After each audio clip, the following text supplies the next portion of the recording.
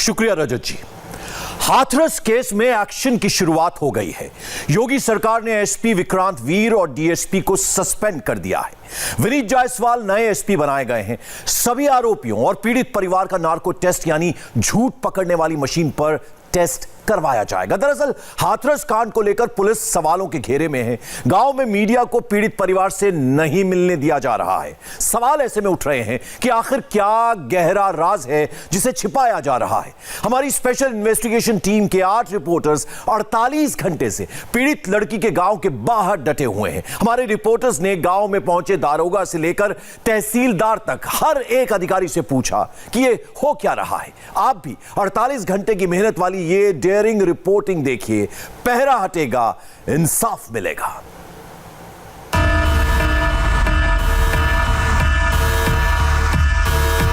तार निकाल दिया लाइव का इन्होंने यार। दीक्षा पांडे, हम लोग बिल्कुल गांव के अंदर पहुंच चुके हैं और हम पीड़ित परिवार के घर के बिल्कुल नजदीक आ चुके हैं।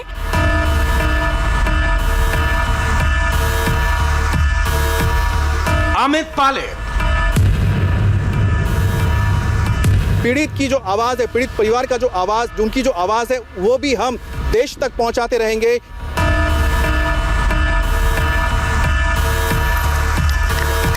कुमार सोनू,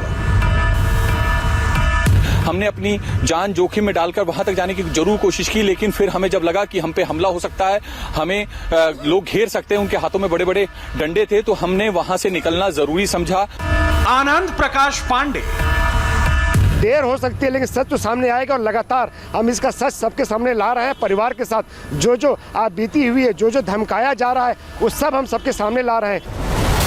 इंडिया टीवी के रिपोर्टर्स की special investigation team SIT ground zero पर डटी हुई है। लक्ष्य एक ही है, हाथरस की बेटी को इंसाफ दिलाना है। सामने वर्दी की दीवार है, खाकी की ताकत है और अफसरी का गुरूर है। पुलिस के 1000 जवान, 6 से 7 जिलों की पुलिस, पीएसी के जवान, डीएम, एसडीएम, एसपी, एएसपी की तैनाती। ये सब इसलिए ताकि इंडिया टीवी की एसआईटी को पीड़ित परिवार से मिलने से रोका जाएगा, पीड़ित के घर तक ना पहुंचने दिया जाए। लेकिन निर्भया के इंसाफ के लिए जो मुहिम इंडिया टीवी ने छेड़ी है, उसे पूरा किए बिना हमारी एसआईटी रोकने वाली नहीं है। परिवार से मिलने की कोशिश कल भी, आज भी की और आगे भी करेंगे। यूपी पुलिस क्या सच दबा रही है, क्या राज छिपा रही है, ये पता करके ही रहेंगे।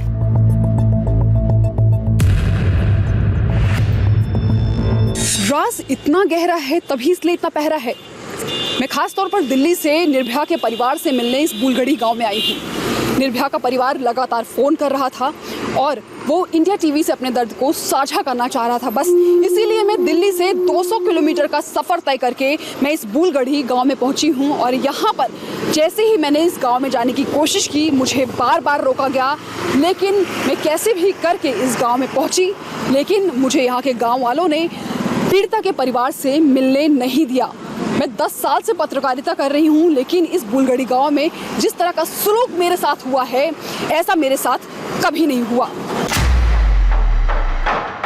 इंडिया टीवी की स्पेशल इन्वेस्टिगेशन टीम की सबसे बड़ी ग्राउंड कवरेज आपको दिखाएंगे, एक एक डिटेल बताएंगे।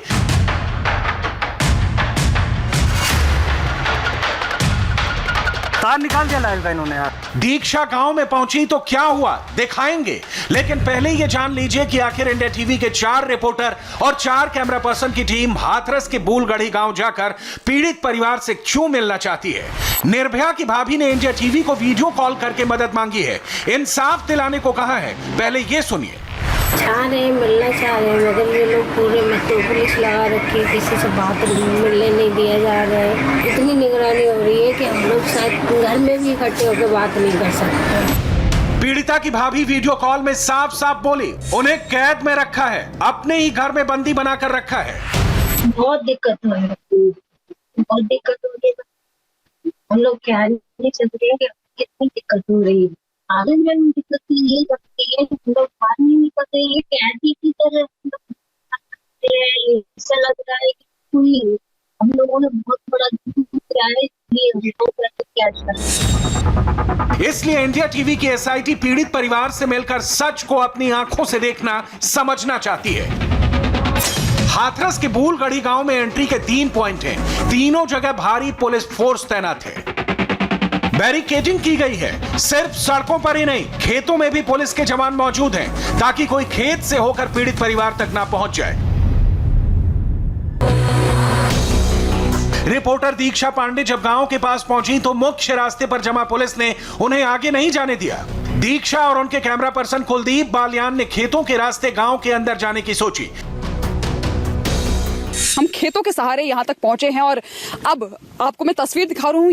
जिस जगह पर मैं खड़ी हूँ यहाँ से महज कुछ मीटर दूर पर ही पीड़ित परिवार का घर है, लेकिन यहाँ पर भी पुलिस जो है वो मौजूद है लोगों को रोकने के लिए। जो बाहरी लोग हैं वो अंदर नहीं जा सकते हैं, लेकिन यहाँ पर हम अंदर भी जाने की कोशिश करेंगे। यहाँ पर देखिए पुलिस जो है तैनात जरूर है और जो बाहर के लोग हैं उनको अंदर जाने की इजाजत नहीं है। लेकिन एक बार फिर से मैं तस्वीर दिखाऊंगी।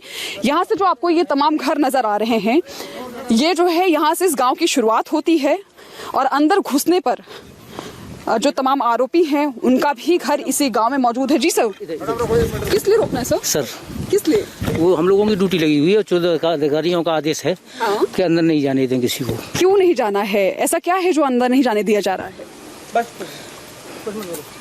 सर, धारा 144 जरूर लागू है। हम भी अपनी जिम्मेदारी जानते हैं कि क्या होनी चाहिए। हम भीड़ में नहीं जा रहे हैं, हम सिर्फ 2 लोग जा रहे हैं। हम 2 लोग जा रहे हैं और मैडम सर क्यों रोक रहे हैं आप लोग? गांव वाले हैं सर, इनसे बात कर लो। नहीं, हम गांव वाले नहीं, हम जो यहाँ के प्रशासन के लोग। आप कौन है? आप गाँव में क्यों जा रही है? आप हैं कौन है आप? मैं जय गांव की रहने आ रही हूँ। तो आप थोड़ी मुझे रोक सकते हैं गाँव में जाने के लिए? नहीं, आप हमें पीड़ित परिवार तक पहुंचना है, लेकिन यहाँ पर किसी भी कीमत पर अंदर जाने नहीं दिया जा रहा है। खेतों में भी पुलिस वालों ने रोका और स्थानीय महिलाओं ने भी रोका, लेकिन दीक्षा आगे बढ़ती रही। पुलिस वाले और गांव की महिलाएं रोकने की कोशिश करते रहे, लेकिन दीक्षा आगे बढ़ती रही और आखिर बूलगढ़ी गांव तक पहुंचने में कामयाब हो गए। हम लोग बिल्कुल गांव के अंदर पहुंच चुके हैं और हम पीड़ित परिवार के घर के बिल्कुल नजदीक आ चुके हैं। अमित, हम लोग बिल्कुल पीड़ित परिवार के घर के नजदीक आ चुके हैं, लेकिन अभी भी तमाम जो बाधाएं हैं वो तैयार यहाँ पर जरूर की जा रही हैं। लेकिन शायद पूरे देश की यही दरकार है कि इस पीड़िता को इंसाफ मिले, लेकिन शायद मुट्ठी भर लोग हैं जो हमें रोकने का प्रयास कर रहे हैं। सर, क्यों रोक रहे हैं आप हम लोगों को? सर, जाने दीजिए। अरे हाथ पकड़कर खड़े नहीं हो सकते हो। सर, रिक्वेस्ट है आपसे। सर, क्यों रोका जा रहा है? रोक दो। सर, क्यों रोका जा रहा है? सर, मैं आपसे जानना चाहती हूँ। राजेंद्र जी, घरेंद्र जी, महिलाओं को क्यों आगे कर रहे हैं आप लोग? महिलाओं के लिए महिला आगे की जाएंगी। गाँव की महिलाएं हैं जी, आप इनको आगे बढ़ाकर, इनको दीवार बनाकर पत्रकारों को पीड़ित परिवार तक पहुंचने से रोक रहे हैं। ऐसा क्या है जो आप छुपाने की कोशिश कर रहे हैं? ऐसी कौन सी बात है जो बाहर नहीं आनी चाहिए? बाहर तो आई, जो आनी थी आ गई। नहीं तो फिर रोक क्यों रहे हैं? वजह क्या है उसकी? किसको रोक रहे हैं? हम लोगों को क्यों रोक रहे हैं? तो आदेश नहीं तुमको, इसलिए रोक रहे हैं। किसने आदेश नहीं दिया आपको? किसने आदेश नहीं दिया? अधिकारियों का आदेश नहीं है। क्या कहा गया है कि पत्रकारों को अंदर नहीं जाने दिया जाएगा? जी। दीक्षा टीवी की पहली रिपोर्टर थी जो गांव के अंदर पहुंची, लेकिन उनके आगे पहले पुलिस, फिर महिलाओं की दीवार खड़ी कर दी गई। पुलिस ऐसा क्यों कर रही थी? जवाब किसी के पास नहीं था। दीक्षा ने बहुत कोशिश की, लेकिन उन्हें पीड़ित परिवार से नहीं मिलने दिया गया। मैं आपको यहाँ की तस्वीर दिखा रही हूँ। धारा 144 लागू है, लेकिन यहाँ पर एक बार भीड़ देखिए। पत्रकारों को जरूर रोका जा रहा है। यहाँ पर कवरेज के लिए, पीड़ित परिवार तक पहुंचने के लिए पत्रकारों को जरूर रोका जा रहा है, लेकिन एक बार भीड़ जरा देखिए। मैं अपने सहयोगी कुलदीप बालियान से कहूंगी जरा वो अंदर की तस्वीर दिखाएं। यहाँ पर धारा 144 लागू है। बाकायदा यहाँ पर जो कानून के रखवाले हैं वो यहाँ पर मौजूद है। ये इंडिया टीवी जो है वो पहला चैनल है जो पीड़ित परिवार के धारा 144 लागू होने के बाद इस परिवार तक पहुंच रहा है, लेकिन अभी भी यहाँ पर लगातार रोकने की कोशिश की जा रही है। इंडिया टीवी बिल्कुल वो चैनल है जो चाहता है कि हर पीड़ित को न्याय मिले। देखिए, कानून के जो रखवाले हैं देखिए, जो कानून के रखवाले हैं, इस गांव में धारा 144 लागू है, लेकिन देखिए भीड़ किस कदर यहाँ पर देखने को मिल रही है। आप मेरे साथ धक्का मुक्की नहीं कर सकते। आप पैंडेमिक एक्ट का आप सब उल्लंघन कर रहे हैं। आपको पता है कि आप लोग पैंडेमिक एक्ट का उल्लंघन कर रहे हैं। यहाँ पर धारा 144 लागू है। यहाँ पर देखिए, हमारे सहयोगी को कुछ पुलिसकर्मी जो है वो खींच कर लेकर जा रहे हैं, लेकिन वो लगातार यहाँ की तस्वीर को दिखा रहे हैं। इंडिया टीवी की रिपोर्टर दीक्षा पांडे को पुलिस और महिलाओं ने घेरा बनाकर रोक दिया और हमारे कैमरामैन कुलदीप को पुलिस जबरदस्ती गांव से बाहर तक ले गई। हमारे कैमरे को नुकसान पहुंचाया गया। दीक्षा और कुलदीप से बदसलूकी और धक्का मुक्की की गई। मुझे पीड़ित परिवार से मुलाकात नहीं करने दी गई, लेकिन हैरानी इस बात को लेकर हो रही है कि पुलिस के संरक्षण में कई महिलाओं ने मुझे अंदर जाने से रोका। हालांकि वो महिलाएं अपने आप को उस गांव की निवासी बता रही थी, लेकिन इस तरह के व्यवहार के पीछे क्या मंशा थी, आखिर वजह क्या थी, ये समझ के परे है।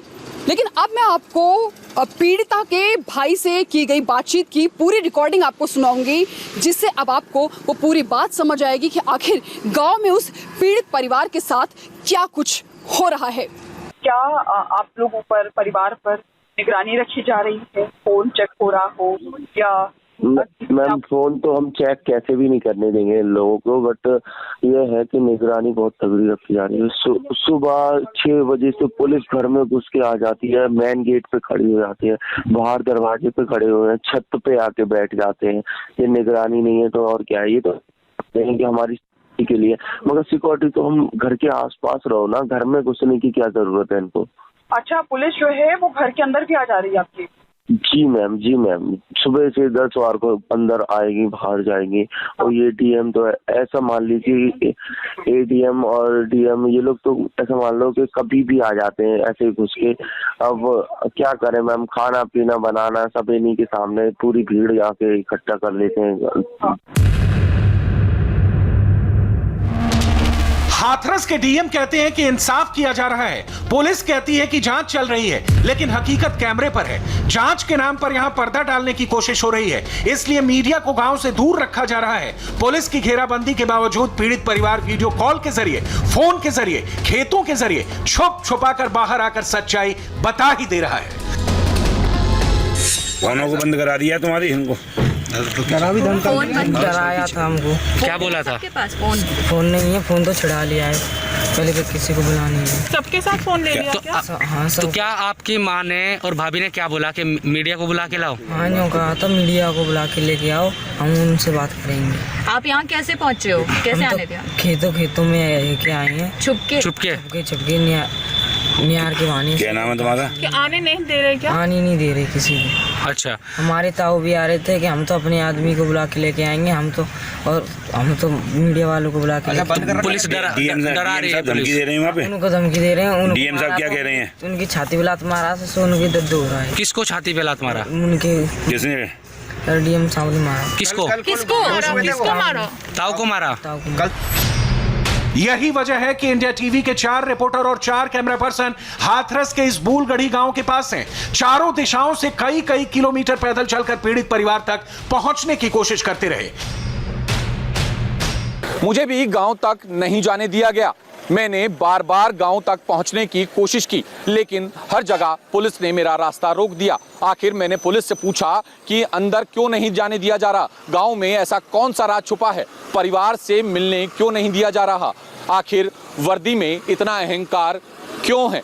जब मैंने खेतों के रास्ते अंदर जाने की कोशिश की ताकि गांव में पहुंच सकूं और पीड़ित परिवार की बात सुन सकूं, तो भी पुलिस ने खेतों में मेरा रास्ता रोक दिया। मैं कई सालों से क्राइम बीट कवर कर रहा हूं। ऐसा मैंने पहली बार किसी घटना में देखा हो कि पुलिस का ऐसा बुरा बर्ताव हो। मैं दावे से कह सकता हूं कि अंदर जरूर कोई राज छुपा है, जिसकी वजह से पुलिस अंदर नहीं जाने दे रही। इंडिया टीवी की स्पेशल इन्वेस्टिगेशन टीम के रिपोर्टर कुमार सोनू पिछले 48 घंटे से हाथरस के बूलगढ़ी गांव के पास डटे हुए हैं, जो लगातार पीड़ित परिवार से मिलने की कोशिश कर रहे हैं, लेकिन उनके रास्ते में भी रुकावटें खड़ी की गई हैं। मेन सड़क से गांव में जाना नामुमकिन था, तो सोनू ने खेत का रास्ता पकड़ा।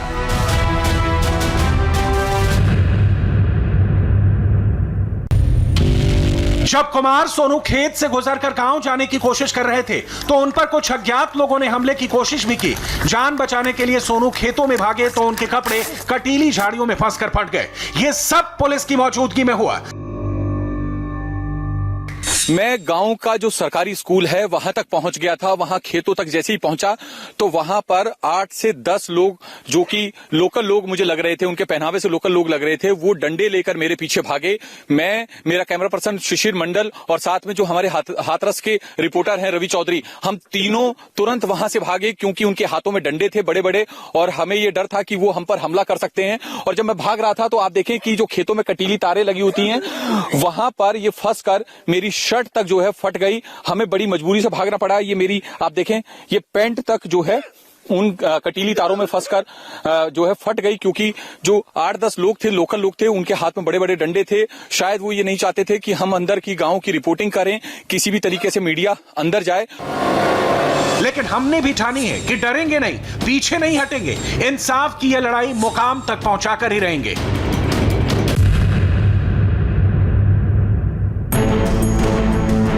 हाथरस में पुलिस और प्रशासन न बेटी की आबरू बचा सकी और ना ही उसकी जान, और अब वो सच छिपाने में लगी है। इंडिया टीवी रिपोर्टर अमित पालित ने गांव के बाहर पीड़िता के घर से चंद कदमों की दूरी पर डटे हुए हैं, लेकिन पुलिस अंदर नहीं जाने दे रही। कल वहाँ पर SIT यहाँ पर कर रही थी, इसे आपने रोक दिया, हम नहीं गए थे, लेकिन आज तो हमें जाने दीजिए आगे। आज भी चल रही है, हाँ? जांच चल रही है आज भी। नहीं, जांच चल रही है, लेकिन आज तो यहाँ पर नहीं है ना। आज जैसे कल आपने रोक दिया था, आज हमें अंदर जाने दीजिए, क्योंकि अधिकारियों को मना है। नहीं, अधिकारी कौन? यहाँ पर कोई बड़े अधिकारी है तो बुला दीजिए उनको। यहाँ पर कौन से बड़े अधिकारी है बताइए? तहसीलदार साहब। तहसीलदार साहब। निर्भया का पूरा गांव पुलिस की छावनी में तब्दील है। मौके पर मौजूद पुलिस वालों से लेकर प्रशासन के अधिकारी तक सबसे हम सवाल पूछ रहे हैं, आखिर किस कानून के तहत हमें पीड़िता के परिवार से मिलने नहीं दिया जा रहा? तहसीलदार साहब, SDM साहब, बात कर लीजिए, फिर हमको अंदर जाने दीजिए। नहीं, आप इधर आ जाइए ना सर। सर इधर, आप इधर आ जाइए सर। हम कोई गुनहगार थोड़ी ना है सर, हम भी तो मीडिया वाले हैं ना। नहीं, छाया में सर, छाया नहीं, धूप में रहने दीजिए। धूप में आप भी खड़े, हम भी धूप में खड़े। आप भी तो धूप में खड़े हैं ना, तब से यहाँ पर, तब से आप लोग वो कर रहे, पहरेदारी दे रहे हैं। SDM साहब इधर आ जाइए, हम भी कोई मुजरिम थोड़ी ना है, हम भी पत्रकार हैं। आपसे सीधा सवाल ही पूछ रहे हैं, जवाब ही जानना चाहते हैं। आपके पास जो ऑर्डर से बता दीजिए कि क्या हो रहा है, क्या मतलब क्या आपको ऑर्डर मिला है, बताइए। देखिए, वहां पर जो पीड़िता के भाई हैं, उन्होंने हमारी जो संवाददाता है दीक्षा पांडे, उनको एक SOS लिखा है कि वो इंडिया टीवी से बात करना चाहते हैं। आप लोगों ने हर जगह पे रोक रखा है। हमें पता है कि हम कितने किलोमीटर खेतों के बीच से चल के यहाँ पर आए। हमारी कोशिश बस इतनी है, देखिए, कि हम बस वहाँ पर लोगों को पहुंचा सकें। कल आप लोगों ने व्यवस्था बनाई, आप लोगों को कन्वे किए जो आदेश था। आज भी आदेश है कि अभी आप जो है अलाउ नहीं है, जब हायर अथॉरिटी हमारी अलाउ करेगी तब आपको कन्वे कर देंगे। इंडिया टीवी का सवाल है कि आखिर पुलिस क्या छिपा रही है? गांव को सील क्यों किया गया है? गांव के चप्पे चप्पे पर पुलिस क्यों है? सवाल यह है कि आखिर हाथरस पुलिस को किस बात का डर है? आखिर पीड़ित परिवार से बात करने से हमें क्यों रोका जा रहा है? तहसीलदार ने अमित को भरोसा दिया था कि वो अपने ऊपर के अधिकारियों से बात करने जा रहे हैं ताकि उन्हें गांव में दाखिल होने की इजाजत मिल सके, लेकिन उनका जवाब अब तक नहीं मिला है। मैं भी 48 घंटे से क्राइम सीन पर हूँ। सबसे पहले मैंने ही ये रिपोर्ट दी थी कि यूपी सरकार की SIT गांव में डेरा डाले हुए है और सबके बयान दर्ज किए जा रहे हैं, लेकिन हमें भी अंदर नहीं जाने दिया गया। लेकिन मैं अब भी यहाँ पर डटा हुआ हूँ। मुझे पता है कि ये केस संवेदनशील है, इसलिए न हम कोई अटकल लगा रहे हैं, न अनुमान। सिर्फ जो दिख रहा है और जो हो रहा है उसे कवर कर रहे हैं और हर तथ्य की बारीकी से पड़ताल करके आप तक पहुँचा रहे हैं।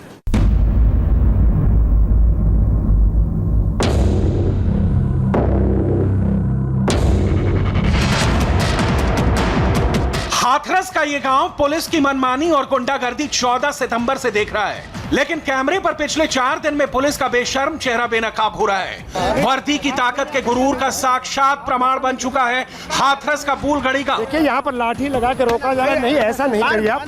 नहीं, हमको वहाँ पर जो पुलिस और प्रशासन के जुल्म का प्रमाण देखना और सुनना है तो एक बार फिर पीड़ित लड़की की भाभी के इंडिया टीवी को की गई वीडियो कॉल को देख और सुन लीजिए। प्रशासन कितना असंवेदनशील है वो आपको समझ में आ जाएगा। काफी डरे हुए थे कि तुरंत बॉडी लगाने के बाद में कौन सा बाप मुआवजे की बात करेगा। बोलते कि उन्होंने हमारे सामने प्रस्ताव रखा है, ऐसे बोल रहे हैं कि प्रस्ताव रखा है कि इतने 25 लाख रुपया देंगे, इतने पैसे चाहिए, इतना ये चाहिए। ऐसे क्या डीएम साहब की लड़के के साथ ऐसा हुआ होता है कि वो 25 लाख रुपया में मतलब उनकी अपनी बेटी की बॉडी बेच सकते हैं। प्लानिंग के अनुसार वहाँ पहले कागज रख दिए गए हैं, साइन करवा लिए, उसके बाद में सब कुछ हुआ है। उसके बारे में उन्हें कुछ भी नहीं पता था और घर वालों को भी कुछ नहीं मालूम। हमारे पापा कहाँ गए हैं हम लोगों को कुछ भी नहीं मालूम। हाथरस का पुलिस प्रशासन लगातार सवालों के घेरे में है। हम उसके दावों का लाई डिटेक्टर टेस्ट तो आगे करेंगे ही, लेकिन अभी ये जान लीजिए कि जो पुलिस निर्भया से दरिंदगी के वक्त सो रही थी, आज वो हाथरस के बुलगड़ी गांव में फुल एक्टिव है। गांव में 1000 से ज़्यादा जवान चप्पे चप्पे पर तैनात हैं। गांव का हर एंट्री पॉइंट सील है। आगरा, एटा, अलीगढ़, मथुरा, फिरोजाबाद से फोर्स मंगवाई गई है। पुलिस चाहे लाख कोशिश करे, लेकिन इतना तय है कि निर्भया का सच सामने आएगा ही। हाथरस में पुलिस की लापरवाही फ्रंट पर है तो पॉलिटिक्स ने बैकडोर से एंट्री की है। जिन लोगों को पीड़ित परिवार को जस्टिस दिलाने के नाम पर पॉलिटिक्स करनी है, वो अब चोरी चुपके से गांव में वर्चुअल एंट्री ले रहे हैं। हमारे पास इसके इलेक्ट्रॉनिक सबूत हैं कि कैसे न्याय दिलाने की मैच फिक्सिंग की जा रही है। इसके लिए आपको यह रिपोर्ट जरूर देखनी चाहिए। यहाँ पर देखिए, हमारे सहयोगी को कुछ पुलिसकर्मी जो है वो खींच कर लेकर जा रहे हैं, लेकिन वो लगातार यहाँ की तस्वीर को दिखा रहे हैं। कैमरा बंद। पुलिस ने जहाँ जहाँ पर चूक की है, उन सब चीजों को ये छिपाना चाहते हैं और इसलिए यहाँ से मीडिया को अंदर नहीं जाने दिया जा रहा है। रास्ता बंद। चाह रहे मिलना चाह रहे हैं, मगर ये लोग पूरे पुलिस लगा रखी है, किसी से बात मिलने नहीं दिया जा रहा है। सुनवाई बंद। सर हमें ये बताइए कि यहाँ पे डेलीगेशन बैठा हुआ है? नहीं, आप धक्का मत दीजिए, आप कैमरे पर लाइए। कुछ तो है जिसकी पर्देदारी है, और इस पर्देदारी की वजह क्या है उसका सबूत हमारे पास है। असल में हाथरस के बूलगढ़ी गांव में फ्रंट से एंट्री हासिल नहीं हुई तो कुछ पॉलिटिकल पार्टीज ने गांव में बैक डोर से एंट्री की है। इसके पीछे की कहानी समझनी है तो पहले पर्दे के पीछे से हो रही राजनीति की वो रहस्यमय आवाज सुनिए जो सबूत के तौर पर हमारे पास मौजूद है। इस ऑडियो में राहुल गांधी का नाम आ रहा है, प्रियंका वाड्रा का नाम आ रहा है। फोन करने वाला पीड़ित के परिजनों को यह समझा रहा है कि प्रियंका जी आपके घर आएंगी, उनसे कहना कि पुलिस और प्रशासन ने कितना डराया धमकाया। आप इस बातचीत को सुनिए। बात करनी जरूरी होनी थी, उनका किस पास सवेरे से फिर आना खा लेना, सवेरे तक फोन लगा रहा हूँ, कौन पूछा जा रहा है। जाओ कह रहा जे ना फैसला मत करिए, साहू आ दिए थे। हाँ चाचा का फोन आओ वे कह रहे कि लली बिनती मैंने कहती हुई काऊ आ लिया थे, फैसला ना कर ली। हाँ और बेहू आया रहा कहते था राहुल लोग आया रहा हम पर 9 टाइम में लगे भाई ना जी। आपको राहुल नाम है ना? राहुल आया रहा वो कोई बड़ा मंत्री है, वो आम ना दे रहे भाई रोक ही लो नोएडा में। और प्रमसा और भूगा पैदल आया रहा मंत्री, लड़ाई झगड़ा पुलिस वाले ने रोक रखी। कौन करो टीवी पे दिखाया रहा सवेरे और दिनों का फोन आओ चाहते न कहो मैंने कती जो कह रहा है कि मोदी कह रहा है कि 25 लाख रुपया और एक रूम में फैसला कर ले। तो चाचा कह रहा है कि फैसला मत होंगी। एक और हुआ कोई लड़का वो कह रहा है कि 25 के बदले में 50 लाख दूंगो पर फैसला ना दूंगो में। कोई नेता है ना वो मने कर दो जो करो फैसला ना होगा साहू आगे फैसला मत लीजिए मने सकती ठीक है, बात करती हूँ। इस बातचीत से हाथरस में पर्दे के पीछे से हो रही सियासत बिल्कुल क्लियर हो जाती है। बातचीत से यह अंदाजा लगाया जा सकता है कि पीड़ित परिवार को कॉल करने वाले कांग्रेस के लोकल लीडर्स हैं। वो पीड़ित परिवार को यह समझा रहे हैं कि प्रियंका और राहुल से उन्हें क्या कहना है, प्रशासन से पड़ रहे प्रेशर का हवाला देना है। और सबसे चौंकाने वाली बात यह है कि विक्टिम फैमिली की रिलेटिव ये बता रही है कि कुछ लोगों ने उसे कहा है कि किसी भी कीमत पर सरकार के आगे ना झुके। सरकार अगर 25 लाख देगी तो वो उसे 50 लाख देने को राजी है।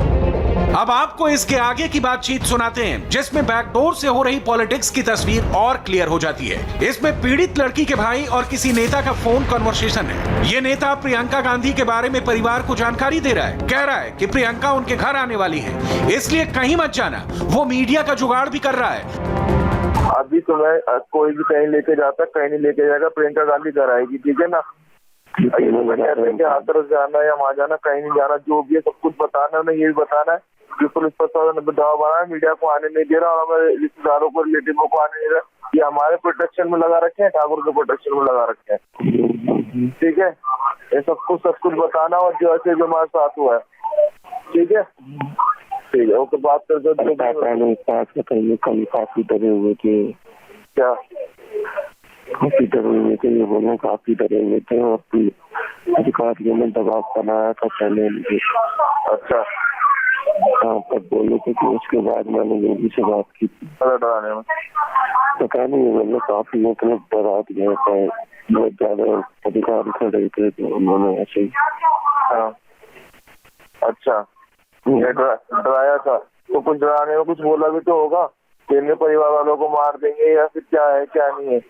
ये नहीं बता रहे, बोला कि मतलब मैं काफी डर गया था और ये मंजूर कर लिया। ये जो है ये मंजूर कर लिया था मैंने। ये भी बताना है उन्हें, ठीक है। घर पे ये बात के लिए मीडिया के सामने बोल रहे थे, तब भी बहुत डरे हुए थे। अब बोलना चाहिए था ना, ये हमें कमजोर तो यही कर रहे हैं ना, ठीक है ना। अभी भी कोई मीडिया आएगी, मैं यहाँ से कोई मीडिया का विस्तार कराता हूँ, जुगाड़ कराता हूँ, उनको भेजता हूँ, तो इस बात को भी रखना है कि हम तो पैसे करके मुआवजे को स्वीकार कराया गया और हम कोई मुआवजा नहीं चाहते। ईडी एमडी जो भी हम तो पैसा बना रहे थे कि परिवार वालों को, और जो भी इस तरह की घटना है वो बताएं तो सही है। मैं वो कुछ नहीं बोल पा रहे, बहुत नर्वस हूँ। अच्छा, तो अब तो घर में कोई भी नहीं होगा। ऐसा है कि टीम बैठी है अंदर। बस कौन कौन बैठा है वहाँ पे? मैं, पापा, दोनों पापा है। अच्छा, अभी कांग्रेस पार्टी वाली के भाई रहते वो भी है। तो ये कहीं नहीं जाना, प्रियंका गांधी घर आएगी और प्रियंका गांधी को ये बताना है कि मैम हम पे जबरन ईडी के द्वारा हम पे प्रेशर करा गया कि ये मुआवजा जो दे रहा है मंजूर करा जाए। तो परिवार को पूछ, जो भी बात है वो बतानी है और उसकी वीडियो बनानी है। जाहिर है इस दौरान पीड़ित परिवार के पास कुछ पत्रकारों का भी फोन आया। वो भी परिवार के लोगों को ट्यूशन देने लगे। कहने लगे कि राहुल गांधी और प्रियंका हाथरस के लिए निकल गए हैं, मगर उन्हें गिरफ्तार कर लिया गया है। ये पत्रकार पीड़ित परिवार को यकीन दिला रहे हैं कि फिक्र की बात नहीं, पुलिस अधिकारियों पर एक्शन होगा। तो अब धारा लिस्ट लगी हुई है, इस चक्कर में मैं आ नहीं पा रहा हूँ। उन्हें मारो को जा रहा है, उनको उनको तो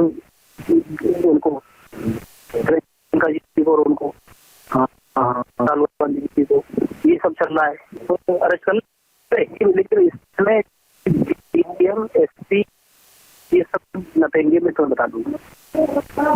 बात ये है ना, और एक बात और मैं फोन से इसलिए किया है, जो SIT की टीम जो की है उसमें अलग अलग पूछताछ होगी, अलग और बयान एक ही होना चाहिए। ध्यान रखना, ठीक है। लड़की का हमें मुंह देखने नहीं दिया, हमें मर्जी हमारे हाथ से लगवाई, पुलिस ने अपनी मनमर्जी से रोक किया। इन ऑडियो क्लिप से साफ है कि हाथरस में प्रशासनिक लापरवाही से कैसे सियासी माइलेज लेने की कोशिश हो रही है। कुछ लोग हैं जो पर्दे के पीछे से ये खेल कर रहे हैं, तो किसी ने फ्रंट से पॉलिटिकल फाइट का मोर्चा खोला है।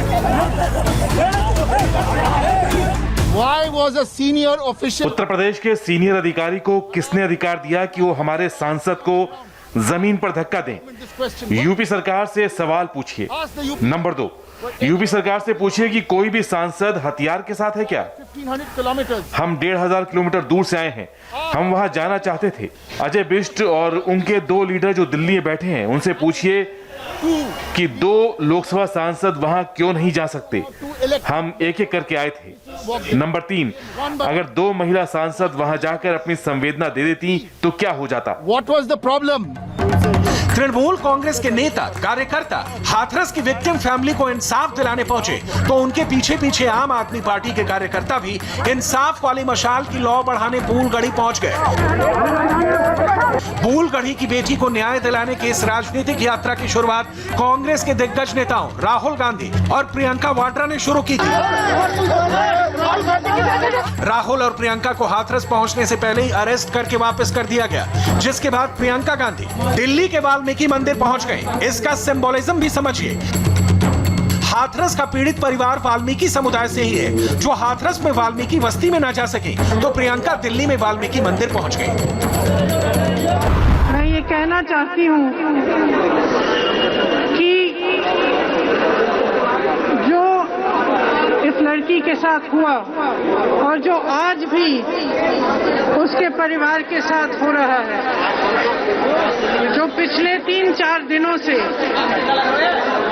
उन पर अन्याय लादा जा रहा है, इसके खिलाफ इस देश की एक एक महिला की आवाज उठनी चाहिए।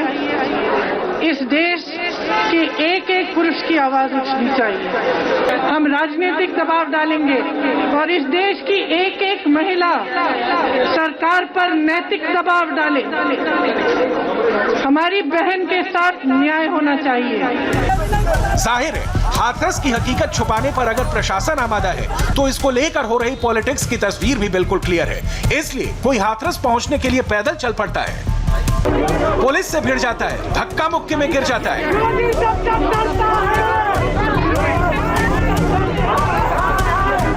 तो कोई नेता गांव की चौखट तक पहुंचकर गिर जाता है। हाथरस में इंसाफ की आवाज उठा रहे हर नेता और हर पार्टी का अपना अपना एजेंडा है, मगर ये पॉलिटिकल प्रोग्राम ज्यादा लंबा नहीं चलता। कुछ ही घंटों में सियासी किरदार इस राजनीतिक प्रहसन के मंच से नदारद हो जाते हैं।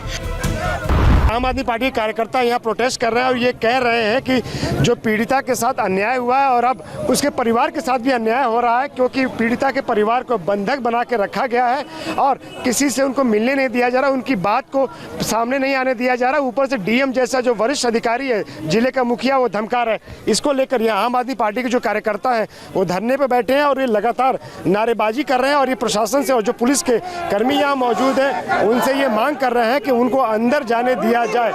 हाथरस असल में पॉलिटिक्स की नई प्रयोगशाला है। अब धरना सिर्फ दिल्ली के जंतर मंतर पर नहीं होता, बूलगढ़ी इसका टेम्परेरी अड्डा बन गया है। जिस जगह पर आम आदमी की टोपी नजर आ रही है, ठीक इसी जगह पर इसी तरह से एक दिन पहले लाल टोपी में समाजवादी पार्टी का धरना हुआ था।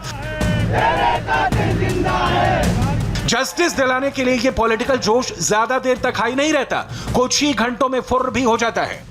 4 दिनों से यहाँ पर हूँ। 4 दिन में यहाँ कई पार्टी के नेता हैं, कार्यकर्ता भी है, धरना दिया और हल्ला भी किया, लेकिन चंद घंटों में उनका जोश ठंडा पड़ गया और दोबारा कोई नहीं आया। समाजवादी पार्टी हो, कांग्रेस पार्टी हो, आम आदमी पार्टी हो या तृणमूल कांग्रेस हो, विक्टिम को जस्टिस का पॉलिटिकल जोश भले ही ठंडा पड़ जाए, लेकिन हमारे रिपोर्टर तपती धूप से लेकर रात के अंधेरे तक इंसाफ के लिए डटे रहते हैं, क्योंकि हम निस्वार्थ इंसाफ की जंग लड़ रहे हैं और जब तक हाथरस की बेटी को इंसाफ नहीं मिल जाता तब तक ये लड़ाई रुकेगी नहीं। नजदीक आ चुके हैं, लेकिन अभी भी तमाम। एक छोटा सा ब्रेक यहां पर और ब्रेक के बाद लौटेंगे तो बताएंगे योगी सरकार के एक्शन पर क्या बोली प्रियंका गांधी।